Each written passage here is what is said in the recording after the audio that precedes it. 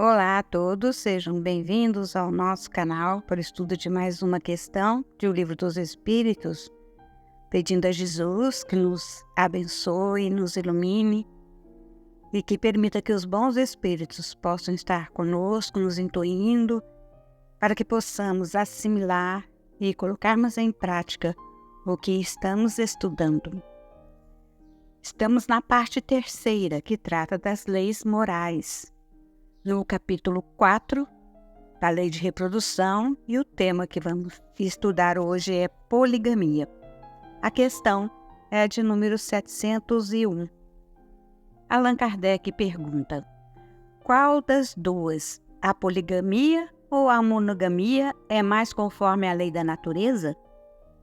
Resposta: a poligamia é lei humana cuja abolição marca um progresso social.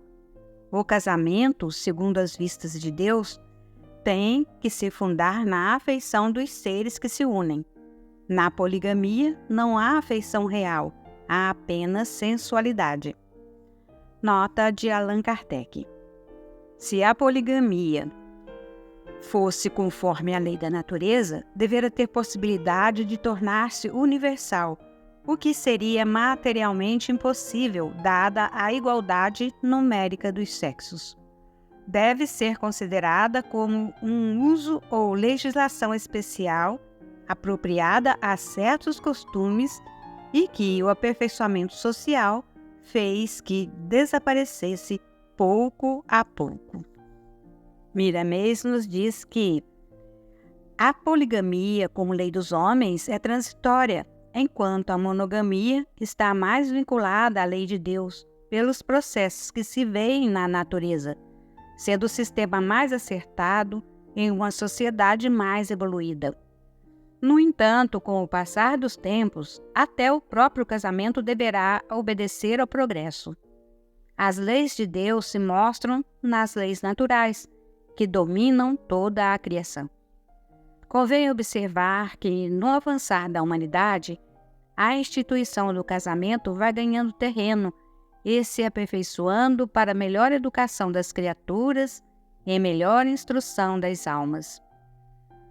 Na poligamia, há mais sensualidade do que amor, mas com o tempo e a evolução dos sentimentos, a atração carnal passa a se modificar e tende a ganhar dimensão diferente, como o amor universal.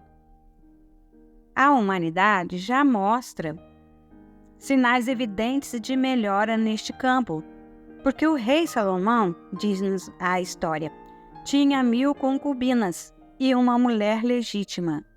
O faraó Ramsés II tinha 200 mulheres, e os sultões antigos não deixavam por menos.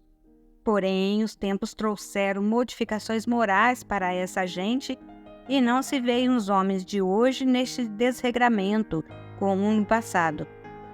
A monogamia foi dominando pela força da evolução, de modo que a sociedade passou a modificar as suas leis. A poligamia, nos dias atuais, em muitos países, é proibido. Ainda existem tendências para tal desequilíbrio, mas é fora da lei e é no exercício do que é certo que entra a renúncia obrigatória, para depois a verdade fazer-se conhecer e fazer conhecida a lei do amor verdadeiro e da justiça. Quem regula e destrói leis humanas que nada têm em comum com a lei eterna e natural é o tempo. Se o homem deseja modificar suas leis, basta melhorar-se moralmente, que toda mudança por dentro faz com que a natureza mude por fora. Se construirmos a harmonia, certamente que a justiça nos levará para a harmonia. Colheremos de acordo com o plantio. A tendência do homem à poligamia nos mostra o ranço das práticas, gritando na área animal por nossos instintos inferiores. Mas, se avançarmos por lei do amor, a monogamia nos acena para melhores dias, vivendo com a consciência em estado de tranquilidade que não se perturba. Compete a nós outros procurar o mestre dos mestres, que é Jesus. Ele tem a fórmula divina para vivermos em paz com nós mesmos. Tudo vibra na unidade, e se a evolução pedir para desaparecer o casamento, mudando para um estado melhor que ele, a razão nos diz que devemos acompanhar a vontade de Deus e não a nossa. Tudo que evolui requer melhores condições de vida. Se os ensinamentos do Cristo se estiverem firmados em todos os nossos passos, não devemos ter dúvida em segui-lo para não errarmos o caminho. Assim como o testemunho do Cristo tem sido confirmado em nós, registrado em 1 Coríntios capítulo 1, versículo 6. Se o testemunho tem sido confirmado em nós, não há mais dúvida em segui-lo. Ele é o nosso caminho, a nossa verdade e a nossa vida. Se a poligamia fosse a lei de Deus, que é imutável, tornar-se-ia universal entre as criaturas, mas em se desfazendo está provado que é lei humana transitória, que passa com o despertar das criaturas de Deus. Entretanto, se ela existiu e ainda existe em alguns lugares, mas com fortes tendências para desaparecer, teve e ainda tem algum proveito, ainda que seja pouco. Se não tivesse, Deus não a permitiria.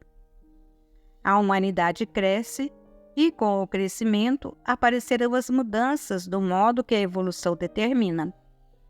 O homem foi feito simples e ignorante entre mentes. As mesmas leis de Deus eternas e naturais se encarregam de despertar os próprios homens na sequência que o tempo pode marcar, em nome daquele que é a nossa luz e luz da vida.